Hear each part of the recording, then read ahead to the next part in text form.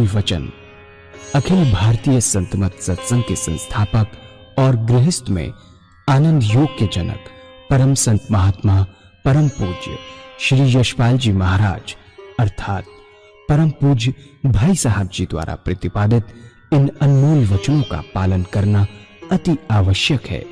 ये वचन हमारी गृहस्थ आध्यात्मिक साधना के लिए मूलभूत सिद्धांत हैं, जो इस प्रकार हैं। हम दुनिया की हर चीज की कीमत आंकते हैं, अपने मानव जीवन की कीमत भी जाने व परमात्मा की प्राप्ति हेतु साधना करें। मनुष्य योनि एक उपहार है, इसीलिए परमात्मा को धन्यवाद देते हुए आधा घंटा प्रातःकाल, आधा घंटा सायंकाल पूजा अवश्य करें।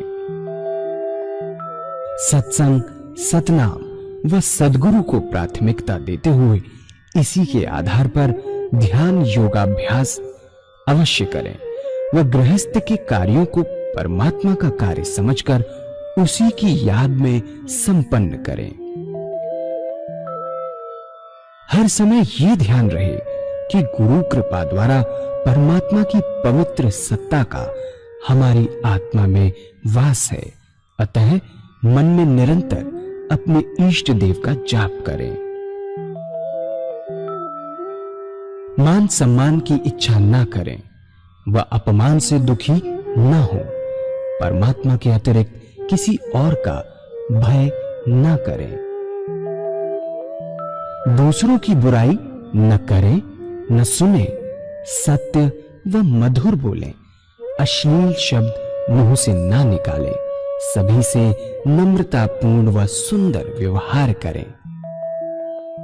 धर्म पत्नी के अतिरिक्त अपने से बड़ी से माता जैसा, बराबर की से बहन जैसा व छोटी से पुत्री जैसा व्यवहार करें। सांसारिक जीवन यापन की आवश्यकताएं अंतहीन है, इसलिए अधिक से अधिक समय सत्संग में व धन परोपकार में खर्च करें। याद रखें, न स्त्री माया है, न धन दौलत, न ही परिवार। माया वह है जो हृदय को परमात्मा से दूर हटा दे। अतः निरंतर सत्संग और सद्गुरु की शरण में रहने का प्रयास करें। भोजन अपने इष्ट को अर्पण कर प्रसाद रूप में परमात्मा की याद में करें। रात्रि में सोने से पहले अच्छे बुरे कार्यों का आत्मनिरीक्षण कर उसका समुचित पश्चाताप करते हुए ध्यान करें व प्रभु की गहरी याद में ही विश्राम करें। परमात्मा तू ही है, तेरी इच्छा पूर्ण हो।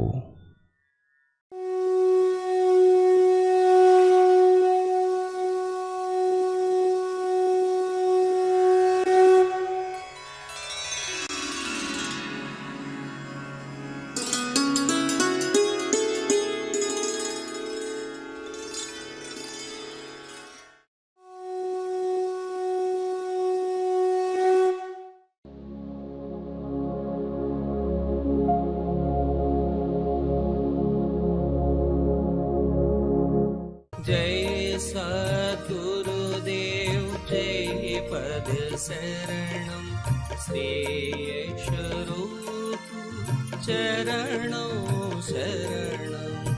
इस सेवक के गुरुदेव कहा करते थे, बहुत सुंदर बात कहते थे। वो कहते थे कि निशाते जिंदगी है,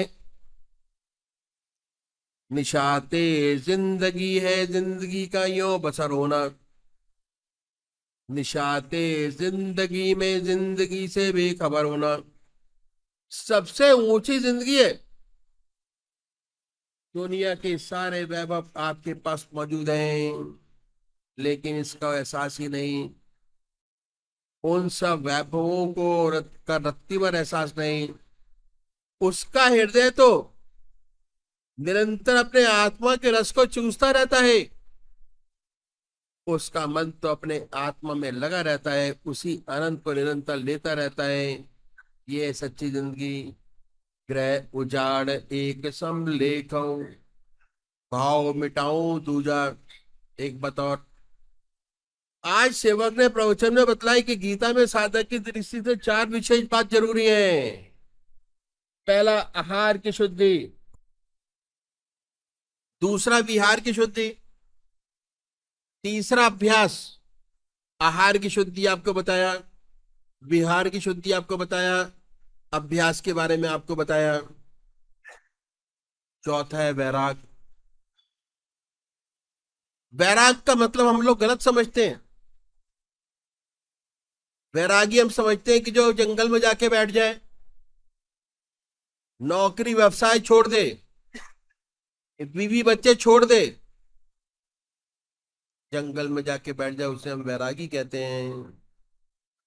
वास्तव में वो वैरागी नहीं है, त्यागी है। उसने हर चीज का त्याग कर दिया। वैरागी कौन है? वैरागी वो है जिसके हृदय में परमात्मा की गहरी याद है, सिवा उसके इधर उधर उसका मन नहीं जाता। अगर आप पूजा में बैठते हैं और सच्ची पूजा आपसे बनती है, तो आपका चित्त परमात्मा में एकाग्र हो जाता है, दूसरे विचार नहीं आते। जब दूसरे विचार नहीं आएंगे, उस समय आपसे ऊंचा कोई वैरागी नहीं है। माया और संसार से दूर है। न माया आपके पास है, न संसार आपके पास है, आपका परमात्मा आपके साथ है। यही अवस्था बढ़ती चली जाए, धीरे धीरे हर समय ऐसी अवस्था बनने लगे कि निरंतर प्रभु की याद में हृदय डूबा रहे। कोई काम आया तो उस प्रभु का कार्य है, प्रभु की याद में किया जा रहा है। काम खत्म हुआ तो उसको अर्पण है, उसकी याद बनी है। एहसास है ईश्वर की याद का। तो आपसे कोई बड़ा वैरागी पैदा ही नहीं हुआ। सच्चे वैरागी हैं, दुनिया और संसार में है, लेकिन दुनिया की वस्तु आपको छुएगी नहीं। यही है वैराग। और वैराग आता है अभ्यास से, त्याग करने से वैराग नहीं आता। वैराग आता है समस्त अभ्यास करने की पद्धति आपको बतलाई अब तक की, कैसे भोजन करें, कैसे सोएं, कैसे ईश्वर की याद निरंतर बनाए रखें।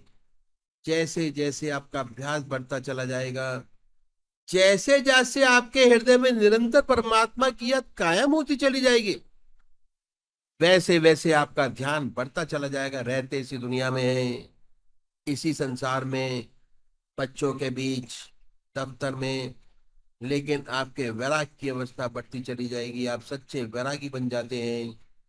इसी को कबीर साहब ने कहा कि ग्रह उजाड़ एक सम लेखो, भाव मिटाऊं दूजा। चाहे उसे मखमल के गद्दे पे सुनाए, चाहे जमीन पर सुनाए, कोई फर्क नहीं पड़ता। एक बड़ा सुंदर किस्सा मेरे को याद आ गया, जो मैं आपके सामने रखूंगा। एक फकीर था और एक राजा था। राजा का महल था, बीच में सड़क थी, सड़क के दूसरी ओर एक फकीर की झोपड़ी थी। फकीर झोपड़ी में रहता। बादशाह की उठते बैठते कभी कभी उस फकीर की ओर निगाह हो जाती। सोचता, बेचारा बड़ा दुखी जीवन है, टाट पर सोता है। एक दिन बहुत ठंड पड़ रही थी। राजा अपने महल में आया, सारे हीटर्स चालू कराए। उसके बाद पतली पतली रजाइयां, एक रजाई, दो रजाई, तीन रजाई। हालांकि रजाई ओढ़ते ओढ़ते 20-22 नंबर तक पहुंच गया। एक रजाई एक के ऊपर दूसरी पड़ती रही सर्दी से बचने के लिए। राजा की निगाह नीचे पड़ी, फकीर की झोपड़ी में गई, तो क्या देखता है? वो फकीर एक लक्कड़ में आग लगाई, उस लक्कड़ के सामने बैठा और ध्यान में मस्त है। राजा ने सोचा आज फकीर कितनी परेशानी में होगा ठंड के कारण। और इस थोड़ी देर बाद राजा को भी नींद आ गई और सो गया। इसे होश नहीं रहा कि हीटर चालू है कि नहीं, सर्दी है कि नहीं।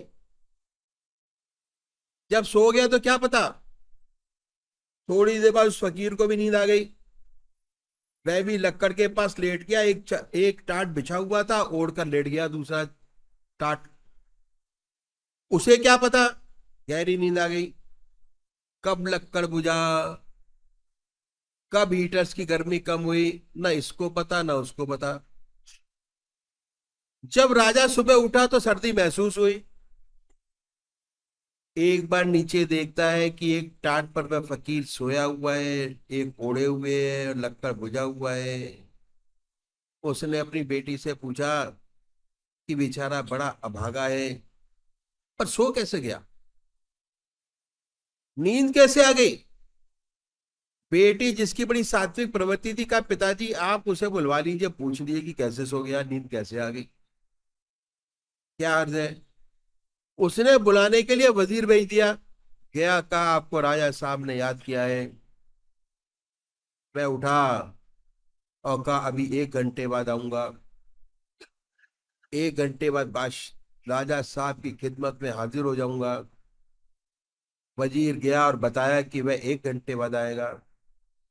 राजा को बड़ा गुस्सा आया कि मैंने उसे बुलाया था, फौरन भागना चाहिए था, कहता है कि 1 घंटे बाद आएगा। बेटी ने कहा महाराज ठीक ही तो है, अभी तो उठा है, शौच जाएगा, मुंह हाथ धोएगा, दातन कुल्ला करेगा, तभी तो आएगा, टाइम तो लगेगा। राजा शांत हो गया। 1 घंटे बाद मुंह हाथ धोकर वह फकीर आया, आकर राजा साहब के महल में पहुंच गया। बेटी ने दरवाजा खोला, बुलाकर अंदर बैठा लिया। राजा ने उससे प्रश्न किया कि रात बेटा कैसी कटी। फकीर ने बड़ा सुंदर जवाब दिया कि कुछ तुझसे अच्छी और कुछ तेरे जैसी। राजा को बड़ा गुस्सा आया, कहता है कि कुछ तुझसे अच्छी और कुछ तेरे जैसी, इतनी सर्दी, इतने हीटर्स चालू, इतनी रजाइयां, तब तो सर्दी गई नहीं। और टाट पर पड़ा सुकड़ रहा था, कहता है कुछ तुझसे अच्छी। बड़ा गुस्सा आया, उसने कहा भाई कैसे अच्छी कटी, अब मेरी जैसी कैसी कटी। तो उसे बड़ा सुंदर उत्तर दिया। उसने कहा राजन, जब तू महल में दाखिल हुआ सर्दी से ठुठर रहा था, सारे हीटर चालू कराए, उसके बाद एक के बाद एक रजाई ओढ़ता चला गया। जब तेरी ठंडक कुछ कम होती चली गई तो सोचने लगा कि मेरा वजीर है, बड़ा ताकतवर हो रहा है, प्रजा उसको ज्यादा मानती है, कहीं ऐसा ना हो कल मेरी गद्दी का मालिक हो जाए। उसके बाद तू ये सोचता रहा कि पड़ोसी राजा है, वह भी बहुत शक्तिशाली हो गया है, ऐसा ना हो कि मेरा राज हड़प ले। तो इन विचारों में पड़ा था और उसे वे लक्कड़ के सामने बैठे परमात्मा का चिंतन कर रहा था, मेरा ध्यान लगा हुआ था, अपने प्रभु से बातें कर रहा था। जितनी देर तुझे सोने में लगी और मैं जागता रहा, मेरी रात तुझसे अच्छी कटी। जब तू सो गया तो तुझे क्या पता कि हीटर चालू है कि नहीं, रजाई ओढ़े कि नहीं। जब मैं सो गया तो मुझे भी नहीं मालूम कि लक्कड़ जला है या नहीं। ये समय तुझ जैसा कटा। तो जो का हृदय परमात्मा में लगा रहता है, उन्हें इस बात का अंतर नहीं आता कि वे कैसे रहते हैं, कैसे रखते हैं, इसका कोई असर नहीं। उनका प्रभु चिंतन बना रहता है, दुख में भी और सुख में भी निरंतर ईश्वर की याद में लगे रहते हैं और अपने आत्मा के आनंद को चूसते रहते हैं। ये बात कबीर साहब ने दर्शाई है। ग्रह उजाड़ एक सम लेखऊं, भाव मिटाऊं दूजा, उसके आगे कबीर साहब कहते हैं बड़ा सुंदर, आंख न मूंदऊ कान न रूंदऊ तने कष्ट नहीं धारऊ, खुले नैन पहचानऊ हस सुंदर रूप निहारो।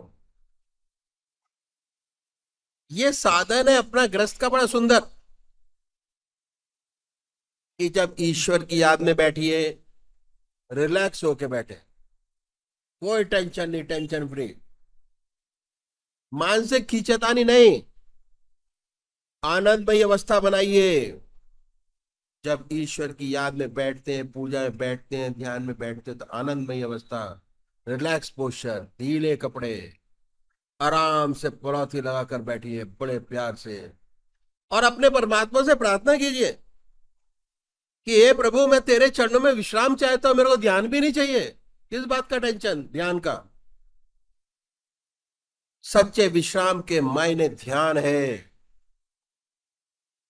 माइंड को रिलैक्स करना है ध्यान से, शरीर को रिलैक्स करना है, शरीर का खाना सोना, शरीर को आराम मिलता है सोने से, अब मन को आराम मिलता है ध्यान से। मन का खाना ध्यान, शरीर का खाना सोना, मन का खाना ध्यान। प्रभु के चरणों में विश्राम करेंगे, सब विचारों से खाली रहेंगे, उसी का चिंतन होगा, उसी का ध्यान होगा, और बड़ी आनंदमय स्थिति आपकी पैदा होगी। ध्यान में स्ट्रेन नहीं करना, बिल्कुल मानसिक खींचातानी नहीं। ये अभ्यास इसलिए कबीर साहब ने कहा है कि आंख न मूंदऊ कान न रूंदऊ तने कष्ट नहीं धारो, खुले नैन पहचानो हस सुंदर रूप निहारो। आंख मूंदने की आवश्यकता नहीं है। जब पूजा में बैठते हैं, बड़े प्यार से उनकी मूर्त अपने सामने बनाए, बाई थॉट, ख्याल से। कान में डट्टे लगाकर शब्द सुनने की आवश्यकता नहीं है। बहुत से लोग कान में अंगूठा लगाकर आज्ञा चक्र पर मन से विहारत बनाते हैं कि किसी तरीके से हो जाए, नहीं होता। इसका ताल्लुक तंदुरुनी है, चित्त की एकाग्रता से है। जैसे जैसे आपका मन एकाग्र होता चला जाता है, स्वतः आज्ञा चक्र पर स्पंदन अपने आप होगा। इसलिए जबरदस्ती करने की कोई जरूरत नहीं है, अभ्यास करने की जरूरत है। और अभ्यास के लिए सत्संग में जाना बहुत जरूरी है। बार बार मैं आपको रिपीट कर रहा हूं, अगर वाकई में इस रास्ते का असली फायदा उठाना चाहते हैं, आनंदित होना चाहते हैं, अपना आनंद लेना चाहते हैं असली, तो सत्संग में अटेंड करना, सत्संग में जाना बहुत जरूरी है। आश्रम पे आना बहुत जरूरी है। अगर 5 दिन आप वहां रहेंगे तो समझ लिए पावर स्टेशन के पास पहुंच गए। 5 दिन, 1 साल तक उसकी एनर्जी धीरे धीरे कंज्यूम होती रहेगी, और सत्संग में जाते रहेंगे तो कम नहीं होगी, बराबर बनी रहेगी वही की वही। परमात्मा की याद। आंख न मूंदऊ कान न रूंदऊ तने कष्ट नहीं धारो, खुले नैन पहचानऊ हस सुंदर रूप निहारो। कान में डट्टे लगाकर सुनने की आवश्यकता नहीं है। शब्द सुनिए, कोई जरूरत नहीं है, बड़े आराम से। शब्द निरंतर से मन लागा, मलिन वासना त्यागी, उठत बैठत कबऊ न छूटत ऐसी तारी लागी। शब्द निरंतर से मन लगा, निरंतर उस परमात्मा का चिंतन है, हृदय में वो देवी शब्द बराबर हो रहा है। जैसे ही आंख नीचे, देवी शब्द शुरू हुआ, सुनता रहता है, मलिन वासना त्यागी, क्योंकि उसका हृदय 24 घंटे परमात्मा की याद में लगा रहता है। मलिन वासना, खराब वासना पैदा ही नहीं होती। ऐसे हृदय में किसी का बुरा चिंतन नहीं होता, हर एक की भलाई चाहता है, सारे विश्व का कल्याण चाहता है। कभी उसके हृदय में मलिन वासना पैदा नहीं होती। ऐसी सुंदर स्थिति प्राप्त हो जाती है। मलिन वासना का त्याग हो जाता है श्रद्धा के लिए। सेवक के दादा गुरु महाराज कहा करते थे कि ये रास्ता उन लोगों का है अगर कुंद छुरी से तेरे कोई गर्दन भी काटे, तेरा हाथ दुआ के लिए उठे। ऐसे लोग हंसता है। संत अपना बुरा चाहने वालों का भी हमेशा भला करते हैं, उनकी ऐसी आदत हो जाती है। जब अवसर मिलता है, अगर कोई ये बुराई करता है तो बुरा चाहता है, परमात्मा जब मौका देता है तब उसकी सेवा करते हैं, उसके जीवन को बदल देते हैं। ऐसे बहुत से हमारे एग्जाम्पल हैं। अगर कल्याण में आप पढ़े तो ऐसे बहुत से लोग हुए, संत महात्मा हुए, जिन्होंने अपने जीवन को देकर दूसरे की मदद की। उठत बैठत कबहु न छूटत, ऐसी तारी लगी। निरंतर इस प्रभु का चिंतन बना हुआ है। हृदय निरंतर प्रभु के चरणों से जुड़कर रह गया कि अलग किया नहीं होता। अब पहले आपने उनको पकड़ा, अब उन्होंने आपको पकड़ लिया अपने इष्टदेव में, अपने पर। और ऐसी दशा प्राप्त हो जाती है, आप परमात्मा अपने हाथ पकड़ लेता है, योगक्षेम परमात्मा कराता है, अपने बस की बात नहीं। ऐसी परिस्थिति पैदा करता है कि उसके भक्त का ध्यान निरंतर प्रभु चरणों में बना रहे। कहत कबीर ये उन्मुन रैनी, सो प्रगट कर गाई। दुख सुख से कोई परे, परम पद ही पद रहा समाई। कहते हैं कबीर साहब, कहत कबीर ये उन्मुन रैनी, सो प्रगट कर गाई। सुख दुख से कोई परे, परम पद ही पद रहा समाई। ये गुप्त रहनी सहनी है। उनका जीवन ऐसे ही चलता है, इसी दुनिया में रहते हैं, सर्वसाधारण मनुष्यों में रहते हैं, ज्यादा कोई विशेष बात नजर नहीं आएगी इसी संसार में। लेकिन इस तरीके के काम करते हैं कि रहनी सहनी इस किस्म की होती है। सुख दुख से कोई परे, परम पद तेई पद रमा समाई। सुखाया भगवान की अर्पण हो गया। परमात्मा का कोटिश कोटिश धन्यवाद है प्रभु। आप मालिक हैं, जैसा चाहे वैसे रखे। ये जीवन आपका दिया है, आपको अर्पण है। सुख में ऐसी बात नहीं कि उसमें पूरा ना समाया। परमात्मा की और गहरी कस के पकड़ता है।